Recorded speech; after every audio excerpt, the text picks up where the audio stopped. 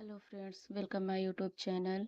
आज हम बात करेंगे जियोग्राफी में सिस्टर जी फॉर यूपीपीसीएस के लिए। पहले हम syllabus by step by step समझेंगे। पहले हम समझेंगे कि सिलेबस सिलेबस क्या है इसका। यूपीपीसीएस मेंस में जियोग्राफी का सिलेबस कितना है, कितना यूनिट है, और पीवाईक्यू एनालिसिस करेंगे दूसरा। और तीसरी बात करेंगे बुक, कौन सा बुक पढ़ना चाहिए। पहला, बहुत बहुत लोग हैं महेश कुमार बड़वाल का बुक पढ़ते हैं, ठीक रहता है। और हम बुक कैसे पढ़ेंगे इसके बारे में डिस्कशन करेंगे। फिर हम बात करेंगे कि जो बुक का जो इम्पोर्टेंट टॉपिक है कैसे कवर करें। फिर मेंस कैसे बनाएं, मेंस का नोट्स कैसे बनाएं। तो आइए हम टॉपिक वाइज समझते हैं सब चीज़ को। एक बार फिर से देख लीजिए इसे। हम बात करेंगे जियोग्राफी की। फिजिकल जो जियोग्राफी है उसमें हमें क्या पढ़ना होता है, जिसे स्थल मंडल बोलते हैं और इंग्लिश में से लिथोस्फीयर बोलते हैं। इसमें पढ़ना है पृथ्वी की आंतरिक उत्पत्ति, पृथ्वी की उत्पत्ति, चट्टान, मैदान, झील, हिम नदी के कार्य, पवन और पवन के कार्य, पृथ्वी की आंतरिक संरचना, पृथ्वी की उत्पत्ति कैसे हुई थी, ज्वालामुखी, भूकंप, सागरी जल के कार्य और घाटियाँ। ये सब जो है फिजिकल जियोग्राफी में हम इसके मतलब जब हम इसे पढ़ाएंगे तब हम इंग्लिश में इसके हर एक टॉपिक पे बताएंगे। जैसे लेक हो गया, झील, glacier and internal structure of earth, volcanic, earthquake, oceans, जल के मतलब वाटर के कार्य, घाटियाँ।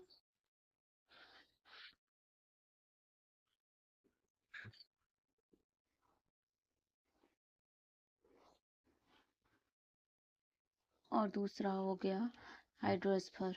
हाइड्रोस्फीयर में जो है महासागरीय नीतल के उच्चावच, नीतल मतलब जो होता है महासागरीय के नीचे का जो कटक होता है, गुफा होता है, उसको नीतल बोलते हैं।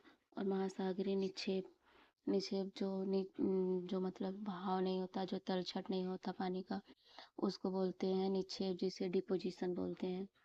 और महासागरीय का तापमान एवं लवणता। फिर उसके बाद हम पढ़ेंगे इसमें हाइड्रोस्फीयर में प्रवालभित्तियाँ और दूसरा महासागरीय धाराएं, ठंडी धाराएं, गर्म धाराएं, और किधर से मतलब किधर से ठंडी धाराएं आती है, किधर से गर्म धाराएं आती है, ये सब हम इसके बारे में पढ़ेंगे। बात करेंगे एटमॉस्फेयर का। तीसरा टॉपिक है एटमॉस्फेयर का, वायुमंडल का संगठन, यानी कंडेंसेशन ऑफ एटमॉस्फेयर का। और एयर प्रेशर एंड वायरसी जैसे एयर मास, वाताग्र, चक्रवात, साइक्लोन, ह्यूमिडिटी एंड रेन, विश्व के जलवायु प्रदेश, क्लाइमेटिक जो है वो। उसके बाद हम ह्यूमन जियोग्राफी में पढ़ना है मानव प्रजातियाँ एंड माइग्रेशन, HDR जो है ह्यूमन डेवलपमेंट रिपोर्ट, जनसंख्या का जो डिटेल है मतलब वितरण है उसके बारे में। और ग्रामीण, नगरीय, अधिवास, अधिवास मतलब जैसे प्रवासन जैसे हो गया वैसे ही अधिवास। और इकोनॉमिक जियोग्राफी में कृषि हो गया, प्रमुख उद्योग हो गया, खनिज संसाधन हो गया, परिवहन हो गया। और एक टॉपिक और continental geography of the world, जो भूगोल के महाद्वीपीय, विश्व के महाद्वीपीय हैं, उनके बारे में हम बात करेंगे। अब हम बात करेंगे, तो बात कर चुके हैं जियोग्राफी में क्या क्या पढ़ना है। अब आएंगे सिलेबस पे कि इसका सिलेबस क्या है।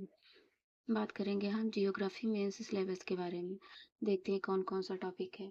देखिए, जैसे पहला क्वेश्चन है यूनिट 10 है, यूनिट 10 है भौतिक भूगोल के प्रमुख विशिष्टताएं, भूकंप, सुनामी, ज्वालामुखी क्रियाएं, चक्रवात, समुद्री जल धाराएं, पवन एवं हिमसरताएं।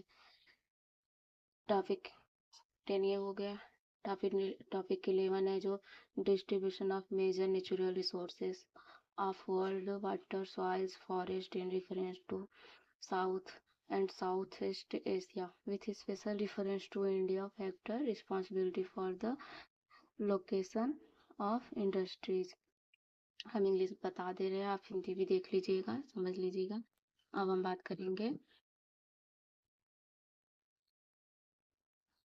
यूनिट 12 की। यूनिट 12 में है जैसे oceanic resources for India, their potential, and unit 13 है रिफ्यूजी प्रॉब्लम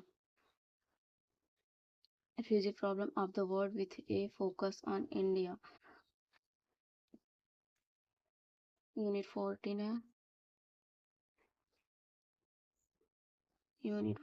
है frontiers on the boundaries with reference हम बात करेंगे यूनिट 15 का। इसमें जो है population and settlement types and patterns urbanisation smart cities and smart village. अब हम आ गए हैं पीवाईक्यू मेंस के फॉर यूपीपीसीएस के। बहुत इम्पॉर्टेंट है, मतलब अगर आप मेंस की तैयारी कर रहे हैं, अगर मेंस पहुंचे हैं तो पहला सिलेबस को समझना बहुत ज़रूरी है। मेंस के सिलेबस को समझिए, उसके बाद पीवाईक्यू देखिए कि आखिर पीवाईक्यू में क्वेश्चन किस टाइप के पूछा है।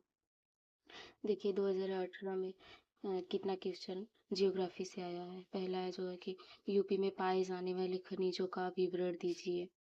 स्मार्ट सिटीज़ क्या है, इसके विकास के मूल तत्व बताइए।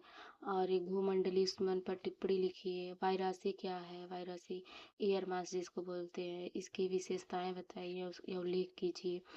और क्वेश्चन ज्वालामुखी वॉल्केनिक अर्थक्वेक सुनामी आपस में इंटर संबंधित कैसे, यानी वह संबंधित कैसे हैं। ज्वालामुखी उद्गार के संभावित कारणों का प्रकाश डालिए। एंड क्वेश्चन है महासागरीय धाराओं की उत्पत्ति के उत्तरदायी कारणों का उल्लेख कीजिए और महासागर धाराओं के नाम बताएं। अंध महासागर का मतलब होता है अटलांटिक। एंड पहले हम ये क्वेश्चन पूरा देख लें अच्छे से, उसके बाद बात करेंगे कि मतलब मेंस क्वेश्चन कैसे लिखें। उसके बाद 2019 के देख लेंगे। उष्णकटिबंध ट्रॉपिकल जोन जिसको बोलते हैं, उष्णकटिबंध साइक्लोन की उत्पत्ति सागरीय भागों पर होती है। सागरीय भागों पर होती है, स्थानीय भागों पर पहुंचती है, तूफान धीरे धीरे क्षीण होकर खत्म हो जाते हैं। पहला नंबर इसका जो उष्णकटिबंधीय चक्रवात है, जो साइक्लोन है, इसका डेफिनेशन लिखना है और ये सागर में कैसे उत्पत्ति होती है वो भी लिखना है। उसके बाद इसका इफेक्ट क्या पड़ता है, इफेक्ट मतलब इसका प्रभाव क्या होता है, और ये मतलब तूफान धीरे धीरे छिड़ क्यों जाता है स्थानीय भागों पे पहुंचने पे, वो लिखना है। इसके बाद इसका आर्थिक इफेक्ट क्या पड़ता है लोगों पे, निर्धनता जो मतलब अगर इसका इफेक्ट क्या पड़ेगा लोगों पे, रीजन लिखे। उसके बाद पूरा जो लिखे है उसको पूरा निचोड़ कर, मतलब जैसे जिसको कंक्लूजन बोलते हैं, कंक्लूजन लिखिए। अगर कंक्लूजन नहीं आ रहा है तो आपको करेंटली डाटा है उसको लिखते हुए, मतलब जो आप आंसर लिखे हैं उसके कुछ भाग पकड़िए और उस कंक्लूजन में लिख दीजिए। गंगा के मैदान जैसे हो गया, गंगा मैदान में ग्रामीण अधिवासियों के क्षेत्रीय वितरण का विवेचना कीजिए। वायु की अपरदनात्मक एवं निक्षेपात्मक क्रिया द्वारा निर्मित आकृतियों का वर्णन कीजिए। और इसमें जो है जैसे हो गया स्तूप, क्या बोलते हैं, सॉरी सारे जैसे बालू के टिब्बे हो गए, ये सब जो नीचे एक आकृतियां बनती है उसका वर्णन करने के लिए। फिर जैसे उत्तरी आंध्र महासागर की जलधाराओं पर उनकी उत्पत्ति के कारण सहित क्रमबद्ध लेख लिखिए। एंड महासागरों में ऊर्जा तथा भारत तटीय क्षेत्रों में उनकी संभावनाओं की समीक्षात्मक व्याख्या कीजिए। महासागरों की ऊर्जा जो है, मतलब इसका मतलब महासागर का संसाधन क्या है, लोग उससे कैसे मतलब प्रॉफिट पा सकते हैं, इन सब के बारे में लिखना है, समीक्षा करना है। एंड 2020 में जो क्वेश्चन पूछा है जियोग्राफी का, यूपी को प्रमुख भौतिक प्रदेशों में विभाजित करते हुए इसके भाबर और तराई क्षेत्रों की भौगोलिक विशेषताओं का वर्णन कीजिए। ये क्वेश्चन तो बहुत पूछता है, भाबर और तराई क्षेत्र जो गंगा के में मतलब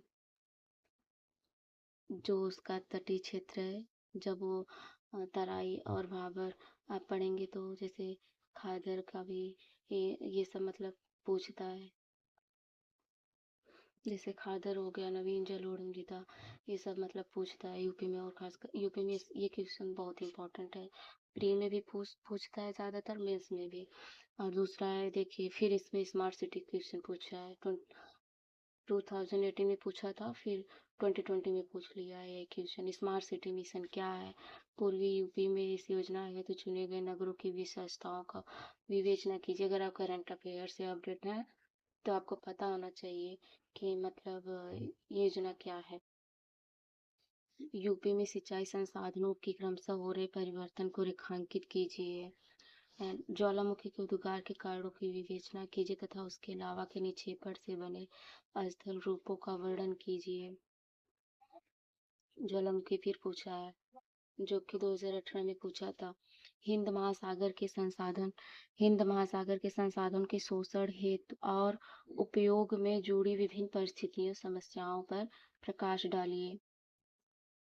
अगर बता दे तो इसमें सबसे ज्यादा क्वेश्चन एक साइक्लोन का पूछा है, एंड हिंद मतलब ओशियन का क्वेश्चन पूछा है, और उसके बाद वॉल्केनो का पूछा है, और यूपी से तो आया ही है। एंड एक क्वेश्चन यहाँ है, उच्च पर्वतीय क्षेत्रों में स्थल रूपों को आकार प्रदान करने में हिम नदी की भूमिका का वर्णन कीजिए। अब आ गया 21 पे।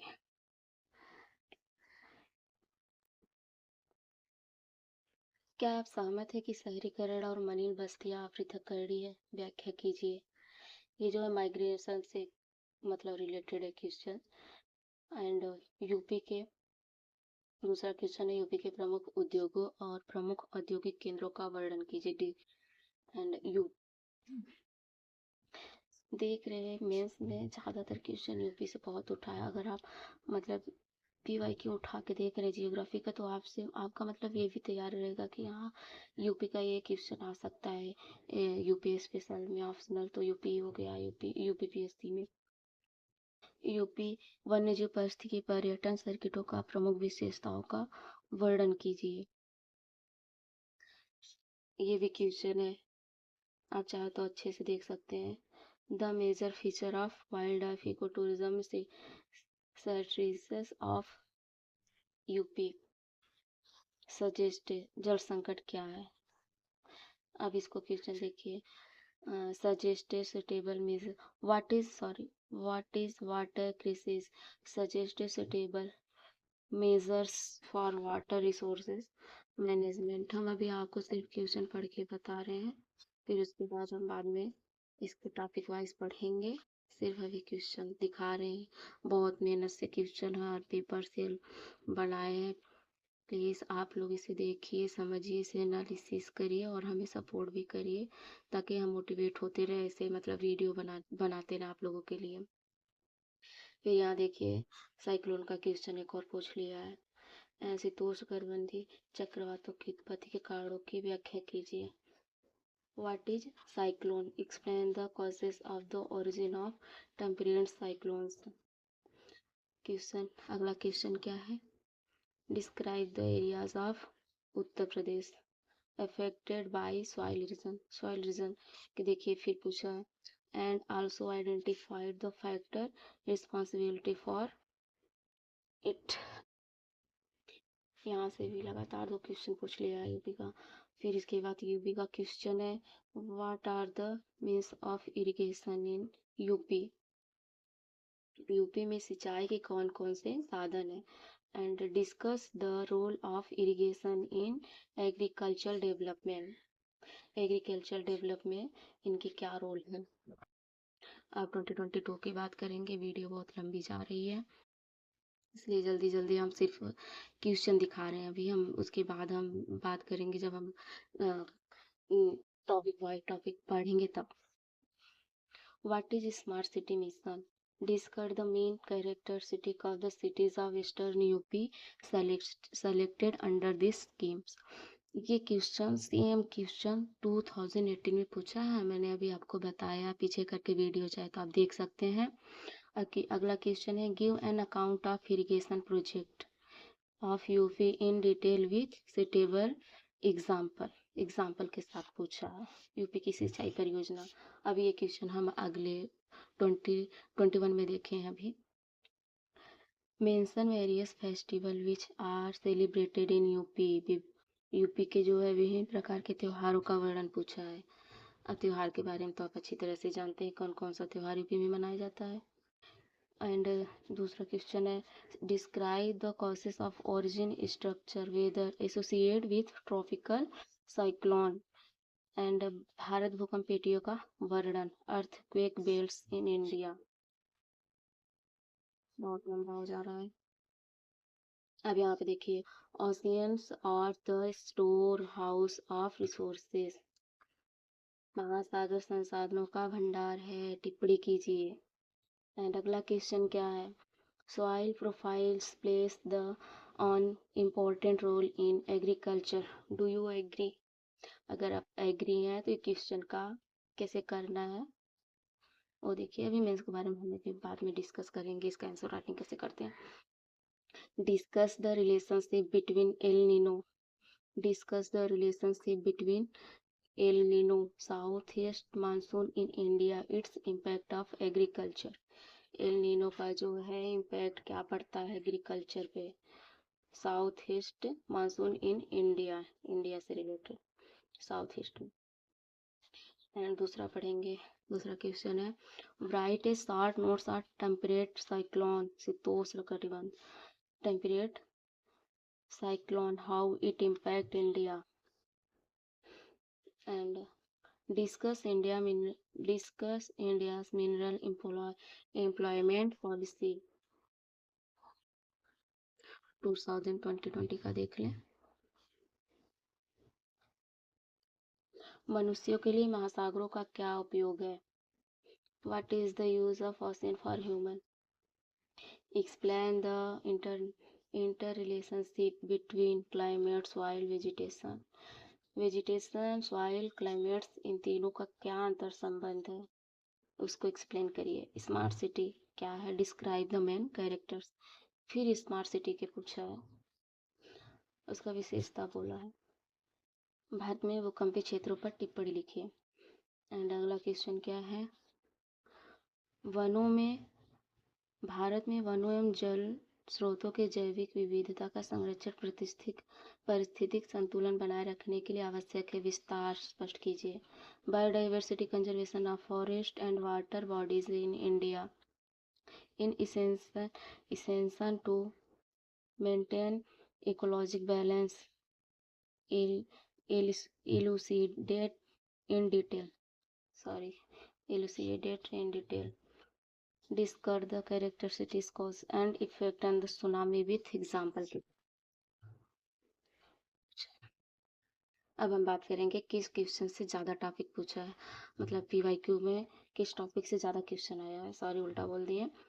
जैसे ओशियन से बहुत ज़्यादा क्वेश्चन आया है, फिर उसके बाद स्मार्ट सिटी दूसरे नंबर पे है, फिर साइक्लोन है, क्लाइमेट्स है, बायोडाइवर्सिटी से आया है लेकिन उतना नहीं, लेकिन यूपी से रिलेटेड आया है और एक दो क्वेश्चन ऐसे आया है। फिर उसके बाद क्लाइमेटिक है एंड यूपी का क्वेश्चन बहुत ज़्यादा आया देखे हैं। और अगर आप मतलब यूपी स्पेशल पढ़ना पड़ेगा, अगर आप यूपी स्पेशल पढ़ रहे हैं आपका ऑप्शनल भी तैयार है यूपी स्पेशल के लिए, और बाकी क्वेश्चन जियोग्राफी से जो रिलेटेड रहेगा मेंस में वो भी कवर हो जाएगा। अब हम बात करेंगे कि मेंस आंसर राइटिंग कैसे करें। पहला नंबर, डिफिनीशन लिखना चाहिए, कोई भी क्वेश्चन हो पहले उसका मतलब डिफिनीशन लिखिए, फिर उसको डायनेमिक स्ट्रक्चर में पॉइंट लिखिए या फिर पॉइंटेड करके लिखिए, फिर उसका मैप बनाना, मैप के अकॉर्डिंग टू लिखना है कुछ डाटा। अगर आप कंक्लूजन लिख रहे हैं, जो पूरा आंसर लिखे हैं उसको पूरा मतलब एक निष्कर्ष निकाल सकते हैं, उसको कंक्लूजन लिख सकते हैं। अगर कंक्लूजन नहीं लिख पा रहे हैं, आपको करेंटली डाटा याद है तो आप करेंटली डाटा ऐड करके कंक्लूजन में लिख सकते हैं। अगर आपको मतलब अगर कंक्लूजन में नहीं लिख पा रहे हैं तो या फिर डिफिनीशन नहीं याद है तो डिफिनीशन में भी करेंटली डाटा यूज कर सकते हैं। लेकिन करेंटली जो डाटा है, करंट अफेयर का जो डाटा होता है, अगर आप कंक्लूजन में मतलब कंक्लूजन में लिख रहे हैं तो बहुत ज़्यादा ही मतलब इम्पॉर्टेंट है। अगर कंक्लूजन में इंक्लूड कर रहे हैं करंट अफेयर तो। आप मेरी वीडियो के लिए ऐसे बने रहिए, प्लीज़ चैनल को सब्सक्राइब करिए, और जरूर और हम इसके आगे भी वीडियो बनाएंगे। कुछ दिक्कतें आ गई थी इसलिए मैंने इतना दिन तक मतलब कुछ दिन वीडियो नहीं बनाया है, अभी शुरुआती है। अगर आप लोग सपोर्ट करते रहेंगे तो ऐसे ही वीडियो बनाते रहेंगे हम। धन्यवाद, थैंक यू।